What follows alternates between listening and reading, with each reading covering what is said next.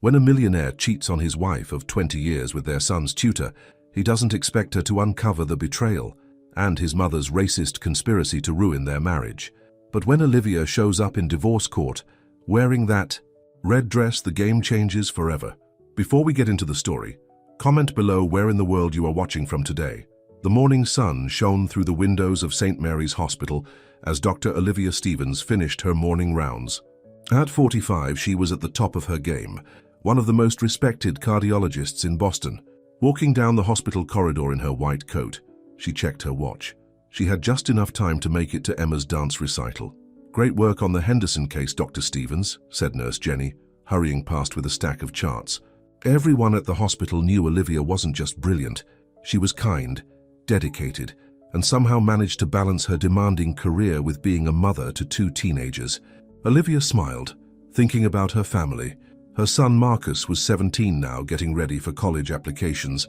Emma, 14, was following in her mother's footsteps with her drive and determination, even if her passion was dance instead of medicine. And then there was Michael, her husband of 20 years, a successful real estate developer who had built his company from nothing. At least that's what Olivia thought she knew about her life. "Dr. Stevens, your husband called," her assistant Sarah said as Olivia gathered her things. "He said not to worry about dinner tonight. He's working late again." Olivia nodded, used to Michael's busy schedule. These days he seemed to be working later and later. She pushed away the small voice of worry in the back of her mind. After all, the Bradford real estate group was expanding rapidly, and Michael was determined to make his mark in Boston's competitive property market. What Olivia didn't know was that across town, in a luxury apartment paid for with Bradford family money, Michael wasn't working at all. He was with Madison Wells, their son's 25-year-old tutor. Madison sat on Michael's lap, her blonde hair falling around her shoulders as she giggled at something he said. "Your mother called earlier," Madison said, running her fingers through Michael's graying hair. "She wants to know if we're still on for dinner tomorrow night." Eleanor Bradford had never approved of her son's marriage to Olivia. Oh, she played the part of the accepting mother-in-law in public. She had to, given the Bradford family's social position. But in private, she had spent 20 years looking for ways to drive a wedge between Michael and his wife. In Madison, she had finally found her perfect weapon. Back at home, Olivia helped Emma practice her dance routine for the upcoming recital. "Mom, do you think Dad will make it this time?" Emma asked, adjusting her ballet shoes. "He promised he would," Olivia said, but she saw the doubt in her daughter's eyes. Marcus sat at the kitchen counter, pretending to study but really scrolling through his phone. "Hey, how are the sessions with Miss Wells going?" Olivia asked him. "Fine," Marcus mumbled, not meeting his mother's eyes. He had seen the way his tutor looked at his father, the way they acted when they thought no one was watching. But how could he tell his mother? How could he break her heart? That night, as Olivia got ready for bed alone again, she noticed something odd on the family iPad. Marcus had left it logged into his email, and there was a message from Madison Wells with an attachment. Olivia didn't mean to pry, but something made her click. Her world stopped. There on the screen were intimate photos of Madison and Michael together. The timestamps showed they went back months. And in the email thread, Olivia saw something even worse, messages from Eleanor Bradford arranging payments to Madison's account. Olivia sat on the edge of her bed, her hands shaking. 20 years of marriage, 2 children, all those nights she thought he was working late, all those times Eleanor had smiled to her face while plotting behind her back. The perfect life she thought she had was nothing but a lie. In her bathroom, Olivia gripped the marble counter and stared at her reflection. She saw a woman who had given everything to her family while being betrayed by the people she trusted most. But as tears rolled down her cheeks, something else sparked in her eyes. Determination, rage, a promise of revenge. Olivia Stevens had spent her life saving other people's hearts. Now it was time to save her own and make sure the people who broke it paid dearly for their betrayal. The game was about to change, and none of the players, not Michael, not Madison, and especially not Eleanor Bradford, had any idea what was coming. Olivia didn't sleep that night. How could she when her whole world had just crumbled around her? She sat in her home office until dawn, going through every email, every photo, every piece of evidence of her husband's betrayal. But it wasn't just the affair that made her blood boil. It was the careful planning behind it all. Eleanor Bradford had hired Madison specifically to destroy her marriage. The proof was right there in black and white. Bank transfers, email exchanges, even instructions about how to accidentally bump into Michael at certain times and places. When Michael came home the next morning, still adjusting his tie like nothing was wrong, Olivia was waiting in the kitchen. "Late night at the office?" she asked, her voice steady despite the rage burning inside her. "You know how it is with the new development," Michael said, heading for the coffee maker. "The investors—" "Stop lying." Olivia placed her phone on the kitchen counter. Madison's photos displayed on the screen. "Just stop." Michael froze, coffee pot in hand. The color drained from his face. "Olivia, I can explain." "Explain what? How you've been sleeping with our son's tutor, or how your mother paid her to seduce you?" Olivia's voice rose with each word. 20 years, Michael. 20 years I gave you, and this is how you repay me." In the hallway, Marcus and Emma stood frozen, listening to their parents' argument. Emma grabbed her brother's hand, tears streaming down her face. "You knew, didn't you?" she whispered. Marcus could only nod. "It's not what you think," Michael stammered. "Madison and it just happened." "Nothing just happens when Eleanor Bradford is involved," Olivia shot back. "I found the payments, Michael. The emails. Your mother's master plan to break up our marriage because she could never accept having a black woman in her precious family. Leave my mother out of this. Why should I? She's been involved in our marriage from day one, poisoning it with her racism and her schemes, and you—" Olivia laughed bitterly. "You're such a coward you couldn't even choose your own mistress. You had to have Mommy pick one out for you." Michael slammed his coffee cup down. "Don't talk about my mother that way." "Or what, you'll run to her like you always do? Go ahead. In fact, why don't you pack your bags while you're at it?" "This is my house." "Wrong." Olivia pulled out another stack of papers. "I spent all night talking to my lawyer. This house is in both our names, and since I have proof of your affair and your mother's conspiracy, guess who's not going to be living here anymore?" Upstairs, Emma ran to her room, sobbing. Marcus followed, his own eyes wet with tears. He'd kept his father's secret for months, watching it eat away at him. Now he couldn't help but feel responsible for his mother's pain. "I'm calling my lawyer," Michael threatened. "Good idea. You'll need one." Olivia's voice turned cold. "Oh, and Michael, tell Madison her services as Marcus's tutor are no longer required. I'm sure the school board would be very interested to hear about her." Extracurricular activities with students' parents. After Michael stormed out, Olivia sank into a kitchen chair. Her hands were shaking, but not from fear, from fury. The privileged world of the Bradfords was about to learn a hard lesson about underestimating Olivia Stevens. Across town, Eleanor Bradford was having breakfast in her mansion when her phone rang. It was Michael, panicking about Olivia's discovery. Eleanor's face hardened as she listened. "Don't worry, darling," she said, into the phone. "I'll take care of everything, I always do." But Eleanor had no idea what was coming, because while she was plotting her next move, Olivia was already 10 steps ahead. The distinguished Dr. Stevens was about to show Boston's elite exactly what happened when you pushed a strong woman too far. In her bedroom, Olivia opened her closet and pulled out a red dress she'd been saving for a special occasion. She smiled grimly as she held it up. It would be perfect for court. Eleanor Bradford was used to getting her way. When she wanted something done in Boston's high society, it happened. But as she sat in her elegant study making phone calls, she realized this time might be different. "What do you mean you can't speak to the judge?" She snapped into her phone. "I don't care how much it costs. I want that emergency custody hearing moved up." On the other end of the line, her lawyer cleared his throat. "Mrs. Bradford, the evidence Dr. Stevens has gathered, it's substantial. And with her reputation in the medical community, I don't care about her reputation. She's trying to destroy my son's life. And that house, it's Bradford property. She has no right. Actually, she does. And there's something else you should know. Dr. Stevens has copies of all the payments you made to Madison Wells." Eleanor's face went pale. She hung up without another word and immediately dialed Madison's number. Meanwhile, at her luxury apartment, Madison was frantically packing her bags. She'd already gotten 3 calls from other wealthy families canceling her tutoring services. Somehow, word had gotten out about her affair with Michael. This wasn't part of the deal, Madison cried when she saw Eleanor's number. "You promised I'd be protected." "Stop being hysterical," Eleanor said coldly. "Come to my house immediately. We need to get our stories straight before—" "Before what?" Madison interrupted. before everyone finds out you paid me to break up your son's marriage. I have bills to pay, Mrs. Bradford, and now my reputation is ruined." At the hospital, Olivia was in her office meeting with her lawyer, Sarah Chen. Unlike Eleanor's high-priced legal team, Sarah was young, hungry, and had something to prove.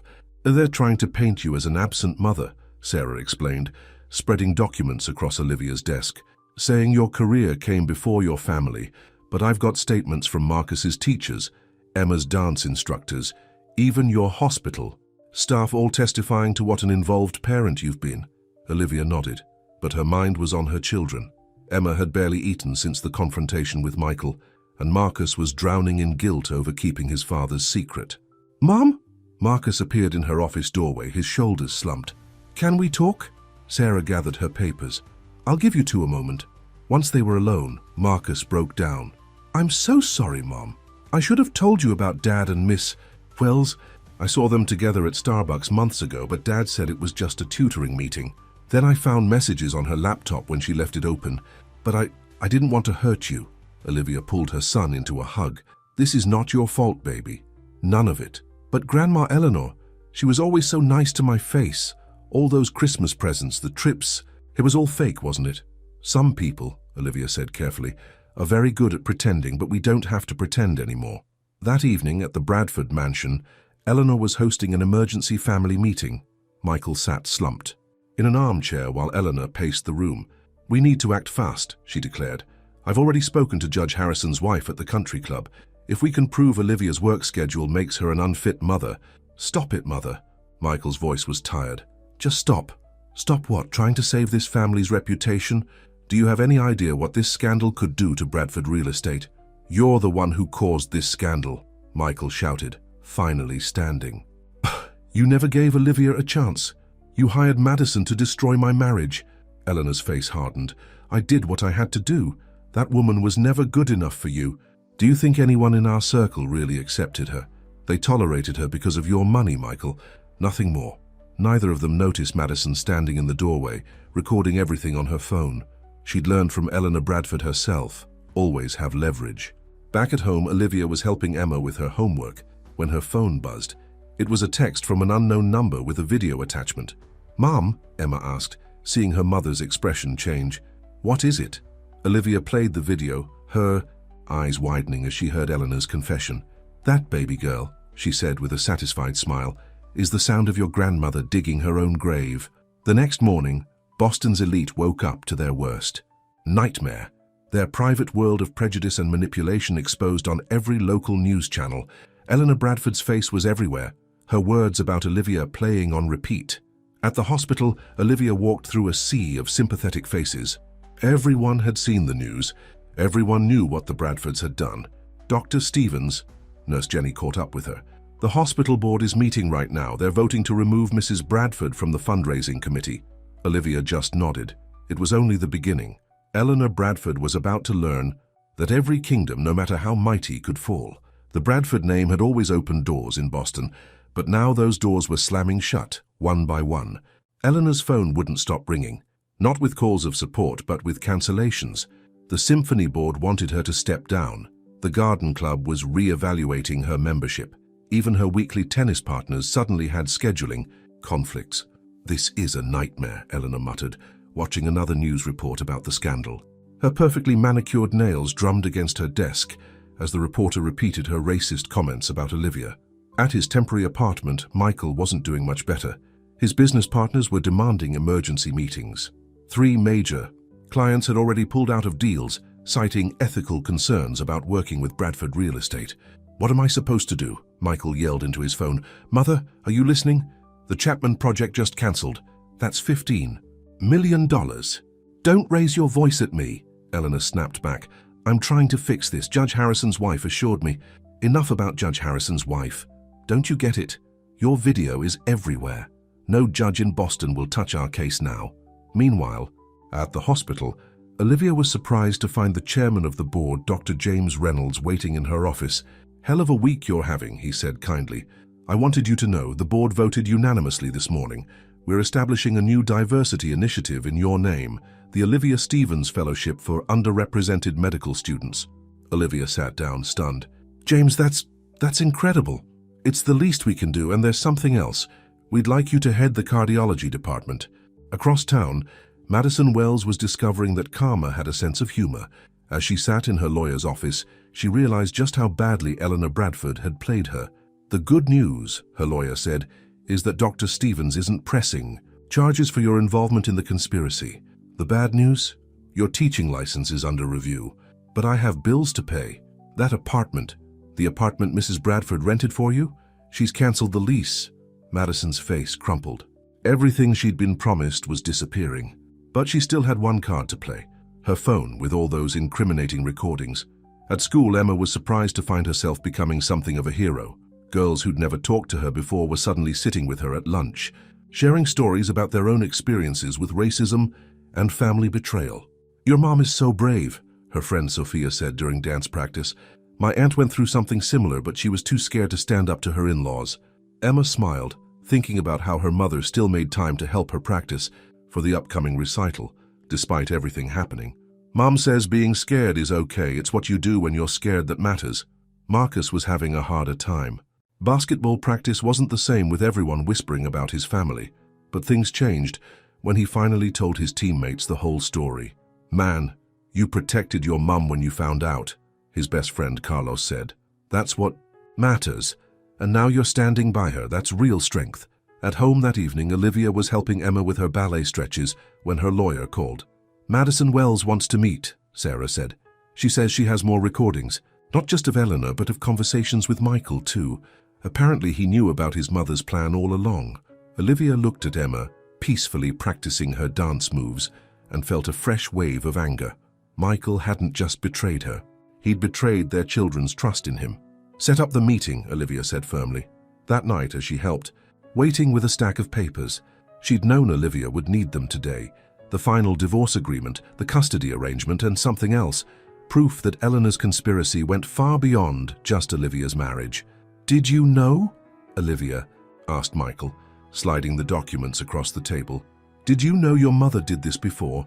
That Madison wasn't the first young white woman she paid to break up a marriage she didn't approve of?" Michael's face went pale as he read the evidence. 3 other families, 3 other marriages Eleanor had destroyed because she didn't approve of her friends' or business partners' choice of spouse. She said she was protecting me," Michael whispered. "No, she was protecting her vision of what the Bradford family should be. And you let her do it. Even worse, you helped her do it." At that moment, both their phones buzzed. Marcus had sent them a video. Emma's dance recital was starting, the one Michael had promised to attend. "She asked about you this morning," Olivia said softly. "Wanted to know if her daddy would be there to watch her dance. What should I tell her?" Michael stared at his phone, at his daughter's message. Tears rolled down his cheeks. "I'm so sorry," he whispered. "I destroyed everything." "Yes, you did. But here's the difference between you and me, Michael. I'm building something new from the ashes of what you destroyed. Our children will learn that love doesn't bow to prejudice, that strength comes from standing up for what's right, not what's easy." Olivia stood up, smoothing her red dress. "The papers are there if you want to do one decent thing for your children. Full custody to me, the house, and a clean break. Or we can let Madison's recordings and your mother's other victims tell their stories in court. Your choice." As she walked out of the restaurant, cameras flashing, Olivia held her head high. She had one stop to make before Emma's recital, the DA's office, where Madison Wells was finally ready to tell the whole truth about Eleanor Bradford's decades of manipulation. In her mansion, Eleanor watched her empire crumble on live television. Behind her, a team of detectives were already knocking on the door, armed with questions about conspiracy, fraud, and years of paying people to destroy families she deemed unsuitable for her social circle. The reign of Eleanor Bradford was over, and in a red dress that symbolized both power and rebirth, Olivia Stevens was just getting started. The lights dimmed in the school auditorium as Emma's dance recital was about to begin. Olivia slipped into her seat just in time, still wearing the red dress from her confrontation with Michael. Marcus sat beside her, holding a bouquet of roses for his sister. "Is Dad coming?" he whispered. Olivia squeezed his hand. "Focus on your sister, baby. This is her moment." But Michael Bradford wasn't at the recital. He was sitting in his lawyer's office, staring at the divorce papers Olivia had left him. His phone kept buzzing with urgent messages from his mother, but he ignored them all. "The terms are more than fair," his lawyer said, "considering the evidence Dr. Stevens has." "Evidence?" Michael laughed bitterly. "My mother's recordings, Madison's confession, all those other families we hurt." At the DA's office, Madison Wells was still talking. She had names, dates, bank records, everything Eleanor had used to control her and others before her. "Mrs. Bradford liked to keep things organized," Madison explained, pushing another folder across the table. "She called us her social adjustments. Each time she saw a marriage she didn't approve of, she'd find someone like me, young, white, ambitious. She'd offer us money, connections, whatever we needed." The district attorney leaned forward. "And Mr. Bradford knew about this?" Madison nodded slowly. "He knew. Maybe not everything, but he knew what his mother was doing. He just looked the other way." Back at the recital, Emma was dancing her heart out. She'd chosen a powerful piece about transformation and strength, something that made Olivia's eyes fill with tears. Her daughter had taken their family's pain and turned it into art. In the audience, Olivia noticed Eleanor's old friends whispering and pointing at her, but their gossip didn't matter anymore. The truth was out, and it was more shocking than any rumor they could spread. Suddenly, there was a commotion at the back of the auditorium. Police officers were quietly leading someone out. Olivia turned just in time to see Eleanor Bradford, still in her designer suit, being escorted away in handcuffs. "Mrs. Bradford," one officer was saying, "you're under arrest for conspiracy to commit fraud, harassment, and embezzlement of corporate funds." The mighty Eleanor Bradford, who had terrorized Boston society for decades, looked small and old as they led her away. Her carefully constructed world of privilege and prejudice was finally crashing down. After the recital, as Emma hugged her, mother and brother, her phone buzzed with a text from Michael. "I'm sorry I missed your dance, princess. I'm signing the papers. Your mother deserves better." "You all do." Emma showed the text to Olivia, her eyes wet with tears. "Is this really happening? Are we really never going to be a family again?" "Baby," Olivia pulled her daughter close, "we are a family, a stronger one than before. Sometimes love means knowing when to let go of people who hurt you." Marcus wrapped his arms around them both. "We don't need him, Em, or Grandma Eleanor. We've got each other." At the police station, Eleanor was learning just how far she had fallen. Her high-powered lawyers couldn't help her now, not with Madison's evidence and the testimonies of all the other families she had destroyed. "I did nothing wrong," she insisted, as they took her fingerprints. "I was protecting my family's reputation." "By destroying other families?" the booking officer asked. "By paying people to break up marriages because you didn't approve of them?" In her mansion that night, now empty of servants and family, Eleanor's phone rang one last time. It was Michael. "Mother," he said quietly, "I signed the divorce papers. It's over." "Michael, no, you can't let that woman win." "That woman?"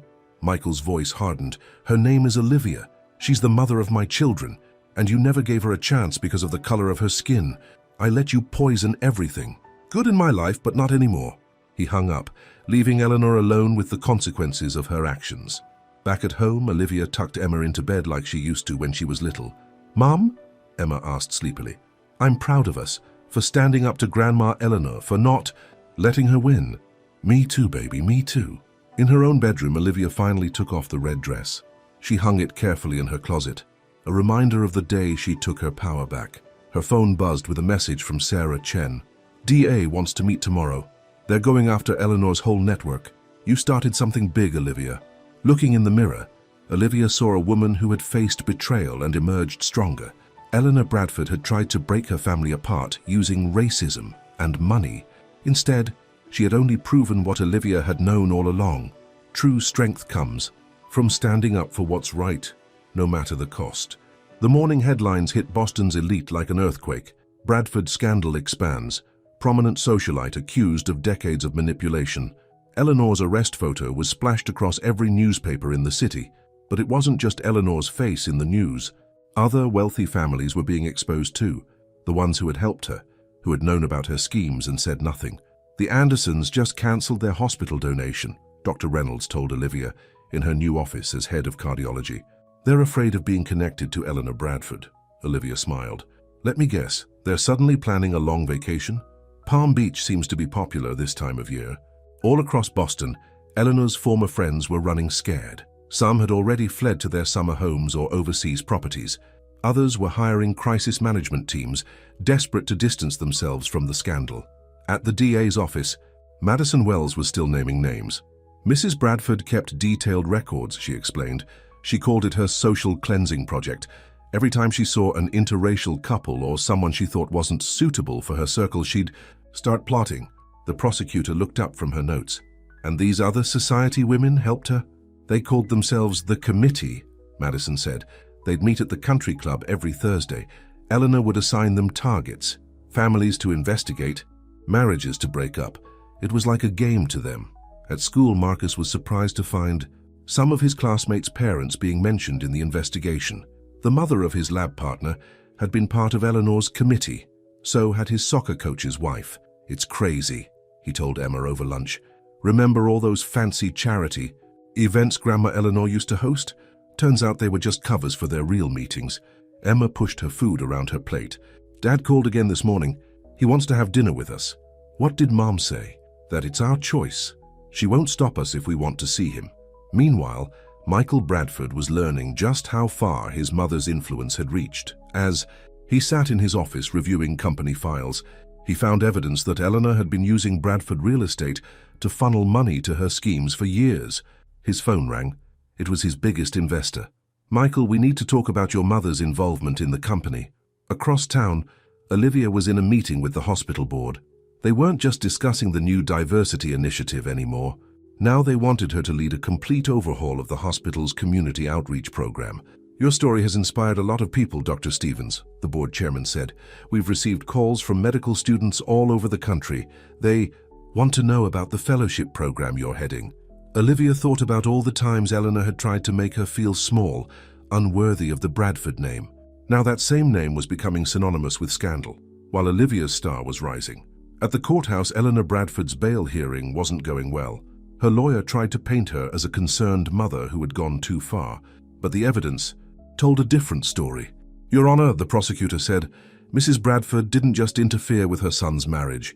She ran an organized campaign of discrimination and harassment against numerous families.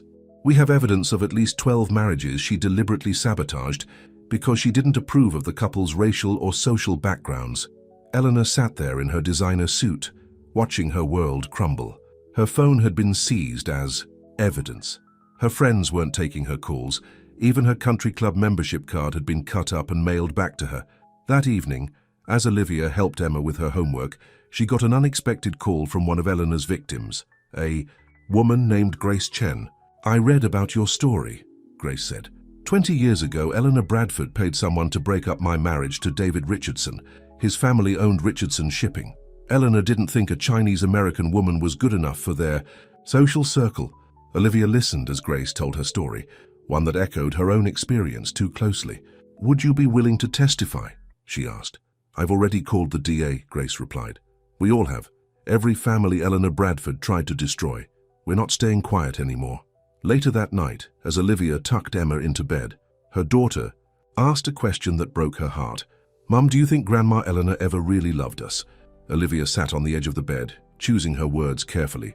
I think Eleanor Bradford loves power more than people. She loved the idea of controlling her perfect world. But real love, baby? Real love means accepting people for who they are, not trying to force them to be who you want them to be. In her cell at the county jail, Eleanor Bradford was learning just how far she had fallen. Her lawyer had brought more bad news. Michael had resigned as CEO of Bradford Real Estate and was cooperating with investigators. Your son provided documents showing how you used company funds, her lawyer explained. And Ms. Wells, she gave them everything, Eleanor. The recordings, the bank records, even your private notebooks. Eleanor's perfectly manicured hands shook as she realized the truth. She had finally gone too far. Her racism and manipulation hadn't just destroyed her son's marriage, they had destroyed her entire empire. Back at home, Olivia opened her closet and smiled at the red dress hanging there. She had another important meeting tomorrow, this time with a group of medical students who wanted to learn about standing up against discrimination in healthcare. Her phone buzzed with a text from Marcus. Mom, I'm proud of you. You showed us what real strength looks like. Olivia touched the red dress gently. Eleanor Bradford had tried to break her spirit, but instead she had only made it stronger. Now Olivia Stevens wasn't just surviving, she was thriving and helping others find their strength too. The Boston Globe called it the Bradford Effect. All across the city, powerful families were facing a reckoning as more victims of Eleanor's schemes came forward. Each story was more shocking than the last. "We've received over 30 testimonies," District Attorney Sarah Mitchell told reporters outside the courthouse. Mrs. Bradford and her associates didn't just target interracial couples, they went after anyone they deemed unsuitable for their social circle. Immigrants, self-made entrepreneurs, anyone who threatened their vision of old money Boston. Eleanor watched the news coverage from her jail cell, her perfectly maintained facade finally cracking. Her lawyer had just delivered more bad news. Michael had turned over everything.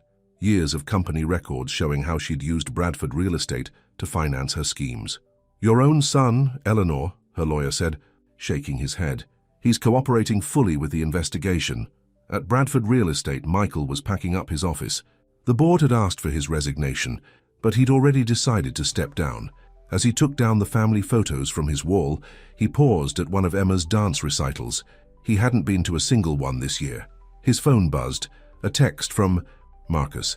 "Dad, can we talk? There's a coffee shop near school."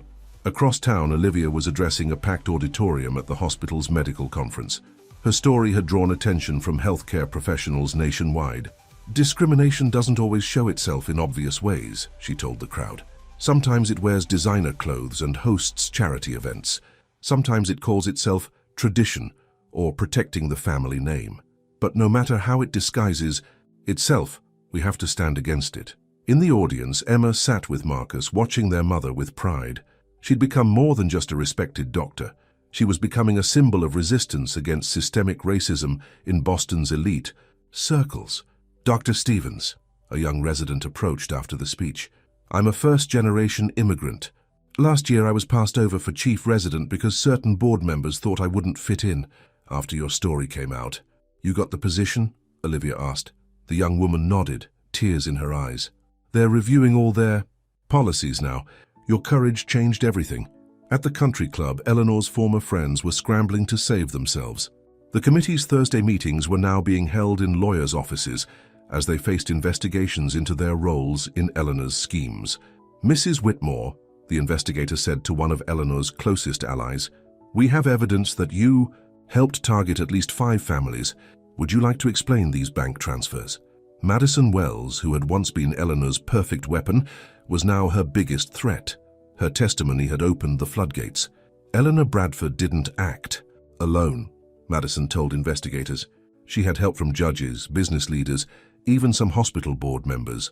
Anyone who owed the Bradford family favors was expected to help destroy these unsuitable marriages. In the hospital cafeteria, Olivia was having lunch with Grace Chen, one of Eleanor's earliest victims. 20 years of pain poured out as Grace shared her story. "After Eleanor broke up my marriage to David," Grace said, "I left Boston. I couldn't face the whispers, the judgment. But when I saw you standing up to her, you came back to fight," Olivia finished. Grace nodded. "We all did. Every family she hurt. We're not hiding anymore." At the coffee shop near his school, Marcus sat across from Michael. The distance between father and son felt like an ocean. "I've been seeing a therapist," Michael said quietly, "trying to understand why I let mother control everything, why I was so weak." "We're not here to talk about you," Marcus cut him off. "Emma's big showcase is next month. If you want to start making things right, show up. Actually be there for her." Meanwhile, Eleanor's empire was crumbling piece by piece. The charity foundation she'd used as a cover shut down. Her social clubs disbanded. Her friends either under investigation themselves or pretending they'd never really known her. That evening, as Olivia, "Bradford," a reporter called out, "do you have any comment on your sentence?" Eleanor kept her head down, but everyone could see. The mighty Eleanor Bradford was finally broken. Back at the Arts Center, Olivia's phone was buzzing with messages. The hospital board, watching Emma's showcase live-streamed, had unanimously approved her proposal for a new community health initiative. The Olivia Stevens Foundation would work to address racial disparities in healthcare across Boston. "Dr. Stevens," a young black medical student approached her after the showcase. "Your story, your daughter's dance, it gives us hope. Things really can change." Marcus put his arm around his sister. "Mom, we should celebrate, both Emma's performance and Grandma Eleanor's sentence. "Actually," Emma said, "I have a better idea. Remember that little ice cream shop Grandma Eleanor said was too common for the Bradford family? Let's go there." Olivia laughed. "Perfect." As they headed out, Michael watched his family leave. He had lost them, but maybe, just maybe, he could earn back a small place in their lives. Not as the man he was, but as the father he should have been. That night, as Olivia tucked Emma into bed like she was still a little girl, her daughter said something that made her heart swell. "Mum, when I changed my name to Stevens, it wasn't just because of what Grandma Eleanor did. It's because you showed me what our name really means. Strength, love, standing up for what's right." Olivia kissed her daughter's forehead. "Get some sleep, baby. Tomorrow's a new day." And it truly was. Eleanor Bradford was behind bars, her empire of hate dismantled. The committee members were facing their own reckonings, and all across Boston, families she had tried to destroy were reclaiming their stories, their dignity, their truth. In her home office, Olivia looked at the red dress hanging on her wall, now framed like a battle flag. It had become more than just a piece of clothing. It was a symbol of every person who ever stood up against prejudice and won. 1 year later, Boston was a different city. The Bradford scandal had triggered a wave of change that nobody, not even Olivia, could have predicted. The morning sun streamed through the windows of Olivia's new office at the hospital. As chief of medicine, the first black woman to hold the position, she had a clear view of the construction site where the Olivia Stevens Medical Center for Community Health was being built. "The contractor says we're ahead of schedule, Doctor," Reynolds said, reviewing the plans.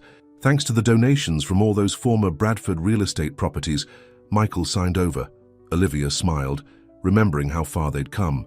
The properties that Eleanor Bradford had once used to finance her schemes were now funding healthcare initiatives for underserved communities. Across town, Marcus was graduating as class valedictorian. From the podium, he looked out at the crowd and saw his family, his mother in another stunning red dress, Emma recording everything on her phone, and in the back, Michael, quietly proud. "A year ago," Marcus began his speech, "our family learned a hard lesson about truth and justice. We learned that sometimes the people who claim to love you can be the ones who hurt you most.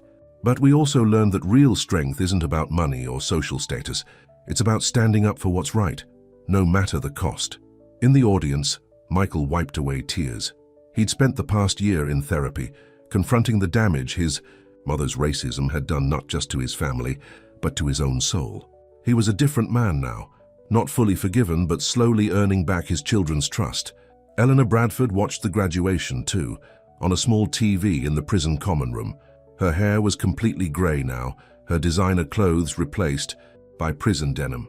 Around her, other inmates watched Marcus's speech in silence. "That's my grandson," Eleanor said quietly, but nobody responded. Even in prison, her reputation had preceded her. Back at the graduation ceremony, Emma was preparing for her own big moment. She'd been accepted into the Boston Conservatory of Dance on full scholarship. Her showcase piece about her family's journey had gone viral online, inspiring other young artists to tell their stories of overcoming prejudice. "And now," Marcus continued his speech, "I'd like to talk about my mother, Dr. Olivia Stevens. A year ago, she taught me that sometimes the greatest act of love is standing up against the people who want to tear you down. She showed me that one person's courage can change not just a family, but an entire community." In her seat, Olivia thought about everything that had happened since that day. She found the photos on the iPad. The committee members had all faced justice. Some were in prison, others had lost their social standing and fortunes. But more importantly, their victims had found their voices. Grace Chen, sitting next to Olivia at the graduation, had started a support group for families affected by Eleanor's schemes. They met weekly, sharing stories of healing and rebuilding. "Dr. Stevens," Grace whispered, "have you seen the news? They're using your story in law schools now, as a case study in how systemic racism can hide behind respectability." After the ceremony, the family gathered at their favorite ice cream shop, the one Eleanor had once deemed beneath them. Michael sat slightly apart, still conscious of his place in their new dynamic. "Dad," Emma said, handing him a spoon, "try the mint chocolate chip. It's better than any of those fancy restaurants Grandma Eleanor used to drag us to." It was a small moment, but it meant everything. Slowly, day by day, they were building something new from the ashes of Eleanor's destruction. That evening, as Olivia prepared for bed, she got an unexpected call. It was Madison Wells. "Dr. Stevens," Madison said, her voice shaking. "I'm getting married to someone my parents don't approve of. I wanted you to know that your story gave me the courage to follow my heart, not other people's prejudices." Olivia sat on her bed, touched by the irony. The woman Eleanor had hired to destroy her marriage was now fighting her own battle against prejudice. "Be happy, Madison," Olivia said simply. "That's the best revenge against people who want to control you with hate." Later, as she helped Emma pack for dance school, Olivia found an old photo album. In it was a picture from her wedding to Michael, Eleanor Bradford standing stiffly beside them, her disapproval hidden behind a society smile. "You okay, Mum?" Emma asked, seeing her mother's expression. "Better than okay, baby." Olivia closed the album. "You know, your grandmother thought she could break us with her racism and her schemes. Instead, she made us stronger. She showed us who we really are." Marcus appeared in the doorway. "Stevens strong," he said, using the phrase that had become their family motto. "Stevens strong," Emma echoed, hugging her mother. The red dress still hung on Olivia's office wall, but she didn't need it anymore to remind her of her strength. She saw that strength every day, in her children's achievements, in her work at the hospital, in the changes happening all across Boston. Eleanor Bradford had tried to destroy what she didn't understand, but in the end, love had proven stronger than hate, truth more powerful than prejudice. And the woman she had tried to break, she had emerged as a beacon of hope, showing others that sometimes the greatest victory isn't in fighting back, but in rising above. The Bradford name might have fallen, but the Stevens family had risen, and their story was far from over.